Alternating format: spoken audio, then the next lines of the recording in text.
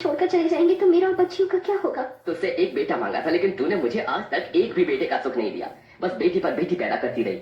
अब इनके दहेज का खर्चा, पढ़ाई का खर्चा कौन उठाएगा? ऊपर से इन तीनों के इतने लंबे लंबे बाल हैं। जो भी कमाता हूँ आधे से ज्यादा पैसे तो इनके तेल और शैम्पू में चले जाते हैं। पापा रुक जाओ।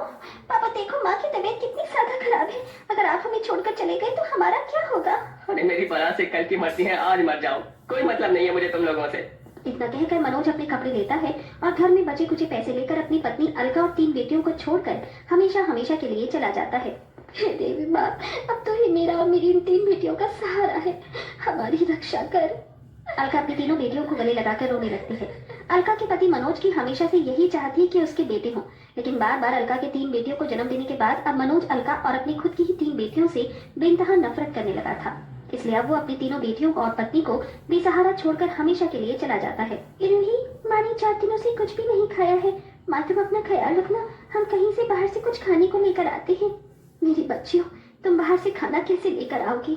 माँ आप ही तो कहती हो मुश्किल में देवी माँ हमेशा हमारा साथ देती है।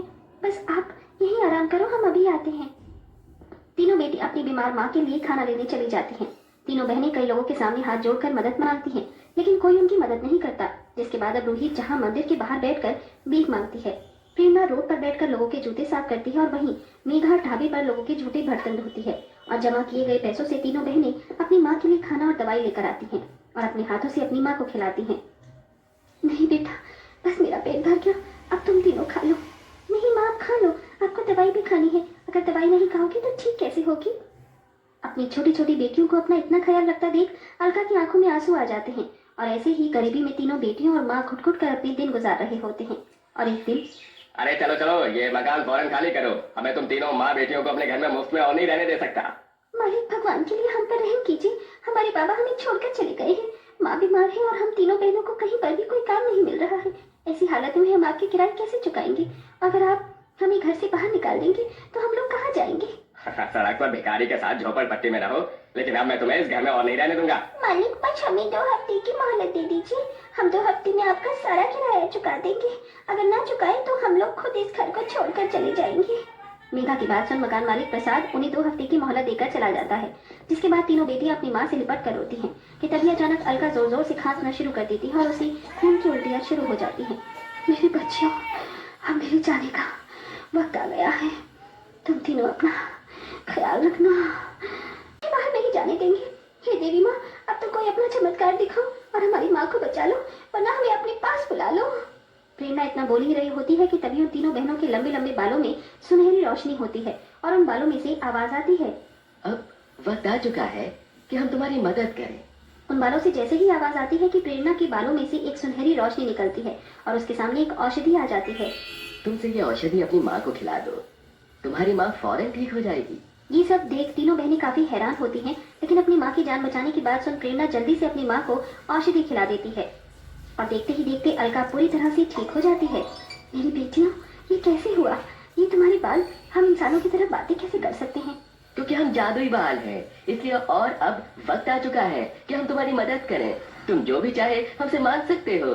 क्या तुम सच कह रही हो? अगर ऐसा है तो हम लोगों ने कई दिनों से अच्छा खाना नहीं खाया है, क्या तुम हमें खाना दोगी? मेघा के इतना बोलते ही उसके बाल चमकने लगते हैं और देखते ही देखते उन सबके सामने लजीज पकवानों से भरी थाली आ जाती है। ये देख तीनों बहनें बहुत खुश होती हैं और न जाने कितने दिनों के बाद तीनों बेटियां और माँ मिलकर भरपेट खाना खाती हैं। जाटी बाल, तुम्हारा बहुत बहुत शुक्रिया। क्या तुम हमें खाने या दवाई के साथ साथ नए कपड़े दे सकती हो? हमने जो पहने हैं हमारे पास सिर्फ यही कपड़े बचे हैं। हाँ क्यों नहीं। रूही के इतना बोलते ही अब रूही के बाल चमकने लगते हैं और देखते ही देखते उनके सामने तरह तरह के नए कपड़े आ जाते हैं, जिसे देख वो सब खुश होते हैं। लेकिन अब उनके मन में एक सवाल होता है, देवी माँ आपका बहुत बहुत शुक्रिया कि आपने हमें इतना कीमती तोहफा दिया, लेकिन आखिरकार मेरी बेटियों के बाल जादुई कैसे बने? ये सब कैसे हुआ, मुझे जानना है। ये सब तो 13 साल पहले ही हो चुका था। याद करो जब तुम पहली बार गर्भवती थी और देवी माता के मंदिर में बैठकर प्रार्थना कर रही थी। हे देवी माँ, बेटियां तो माता का रूप होती है, लेकिन मेरे ससुराल वाले तो बेटियों को बोझ समझते हैं। मेरे पति ने तो साफ साफ कह दिया है कि अगर मैंने बेटी को जन्म दिया तो वो उसे मार देंगे। मुझे नहीं पता है कि मैं बेटी को जन्म दूंगी या बेटे को, लेकिन माँ अगर मैंने बेटी को जन्म दिया तो उसकी रक्षा करना आपका कर्तव्य है। देवी माँ, मेरी कोख में पल रहे बच्चे की रक्षा करना। अलका देवी माता के सामने हाथ जोड़कर अपने बच्चे के लिए प्रार्थना कर रही होती है कि तभी एक बूढ़ी औरत उसके पास आती है और उसके सर पर हाथ रखकर कहती है, बेटिया देवी माँ ने सुन ली तुम्हारी। अगर तुम बेटी को जन्म दोगी तो उस पर कभी कोई आँच नहीं आएगी। लेकिन अम्मा आप कौन है? मैंने आपको पहचाना नहीं। मैं जो भी कोई हूँ, लेकिन आज के बाद तुम्हें अपनी और अपनी कोख में पल रहे बच्चों की फिक्र करने की कोई जरूरत नहीं है। देवी माँ का आशीर्वाद हमेशा तुम्हारे साथ है। इतना कहकर वो बूढ़ी औरत अलका के पेट पर हाथ रखती है और वहाँ से चली जाती है, जिसके बाद ही अलका लगातार 3 बेटियों को जन्म देती है। इसका मतलब कि वो बूढ़ी औरत, हाँ, वो बूढ़ी औरत कोई और नहीं बल्कि देवी माँ का ही रूप थी, जिन्होंने आशीर्वाद में तुम्हें 3 बेटियां और उनके जादुई बाल दिए। और आज जब सब कुछ खत्म होने के कगार पर आ गया था तो देवी माँ के आशीर्वाद से हमने तुम्हारी मदद की और हम हमेशा तुम्हारी और तुम्हारी तीनों बेटियों की मदद करेंगे। देवी माँ आपका और आपके जादुई बालों का बहुत बहुत शुक्रिया। अब तीनों बेटियां अपनी जादुई बाल की मदद से कभी अपने और अपनी माँ के लिए खाने पीने की चीज तो कभी घर के लिए कोई सामान लाया करती थी। और ऐसे ही कुछ दिन गुजर जाते हैं। ये जादुई बाल, हमें अपना कमाल दिखाओ और हमारी मदद करके हमें इस गरीबी से निकालो कि हम अपने साथ साथ कहीं और गरीब लोगों की भी मदद कर सकें। तीनों बहनों के इतना कहते ही जहाँ एक तरफ रूही के बालों से चांदी के सिक्के बर्तन निकलने लगते हैं, वहीं प्रेरणा के बालों से सोने के सिक्के और जेवरात और मेघा के बालों से हीरे निकलने लगते हैं, जिनकी मदद से तीनों बहनें अपनी गरीबी को दूर करने के लिए अपनी माँ के लिए एक बड़ा सा घर खरीदती हैं। और इसी के साथ तीनों बेटियां गरीबों की भी बेहद मदद करती हैं। ये लो अम्मा, आपके लिए कंबल और ये खाना। अगर किसी और चीज की जरूरत हो तो जरूर बताना। बेटिया, देवी माँ तुम तीनों का भला करे, तुम्हारे घर में हमेशा सुख शांति बनी रहे। एक तरफ तीनों बहनें अपनी माँ के साथ लोगों की मदद करते हुए अपने जादुई बाल की मदद से हंसी खुशी जिंदगी जी रही होती हैं। वहीं उनके मालिक प्रसाद को ये बात जरा भी हजम नहीं होती। अरे कल तक तो इन तीनों बेटियों और माँ के पास एक वक्त की रोटी के लिए पैसे नहीं थे और आज देखो, मुझे तो लगता है कि इनके हाथ में कोई लॉटरी लगी है। चल प्रसाद, पता लगा इस बात का। प्रसाद चुपके से उन तीनों बहनों के घर में घुस जाता है और देखता है कि तीनों बहनें कैसे अपने जादुई बाल की मदद से सोने के सिक्के पैसे मांग कर गरीबों की मदद कर रही हैं। ये देख, अगर ये जादुई बाल मेरे हाथ लग जाए तो मैं तो दुनिया का सबसे अमीर आदमी बन जाऊंगा।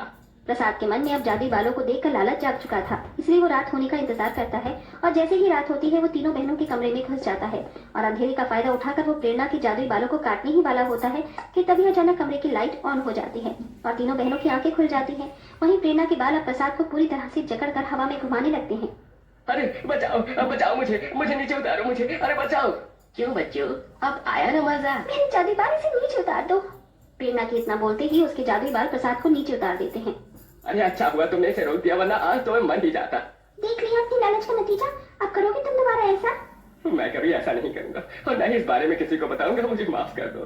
प्रसाद डर के मारे वहां से चला जाता है, जिसके बाद तीनों बहनें हंसने लगती हैं और हंसी खुशी लोगों की मदद करते हुए अपनी माँ के साथ हंसी खुशी अपनी जिंदगी जीती हैं।